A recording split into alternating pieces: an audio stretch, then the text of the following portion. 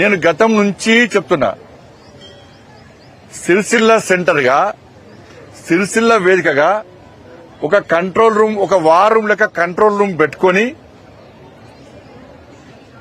ఈ phone tapping దందా నడిచింది. హైదరాబాద్ కేంద్రంగా జరగలేదు, సిరిసిల్ల కేంద్రంగా జరిగింది. సిరిసిల్లలో కేసీఆర్ కొడుకు యువరాజు ఆడిందే ఆట, పాడిందే పాట. అలా తనిఖీలు చేసే అధికారం లేదు.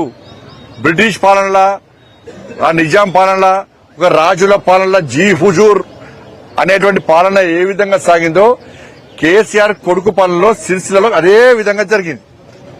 ఇలా ఫోన్ ట్యాపింగ్ ద్వారా వేల కోట్ల రూపాయలు ట్రాన్సాక్షన్ జరిగినాయి.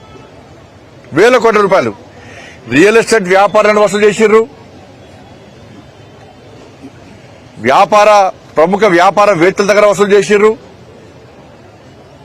దొంగదందా చేసే రాజకీయ నాయకుడు చిట్టా తీసుకుని వాళ్ళ దగ్గర వసూలు చేసి కొత్త దొంగతందానికి తెరలేపిన వీళ్ళు. సినిమా హీరోయిన్ల ఫోన్ ట్యాప్ చేసి కూడా ఏ విధంగా లబ్ధి పొందినో అంత జగమెగిరిన సత్యం. ఏమనుమానం లేదు దాంట్లో.